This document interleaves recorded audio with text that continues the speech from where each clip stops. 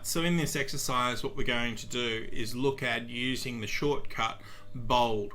Now if we wanted to bold, say, the text weekly sales, pretty straightforward. We just click on the text, we come up to the bold function on the home ribbon, and that's how a lot of people do it. But the problem is that's actually a slow process, and if you actually had a very large volume of data there, again it would take a while.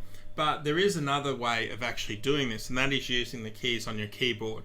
So to bold the cell weekly sales, all we simply do is hold the control key down, press B, and that will actually bold the text that is selected. So we can easily toggle this on and off just by simply going control B.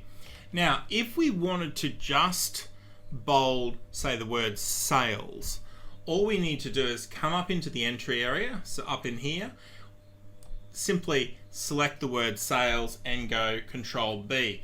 Now what you will notice is in the entry area, or it won't actually be bold, but it will show up as bold in the cells that are actually is selected, or wherever the text is.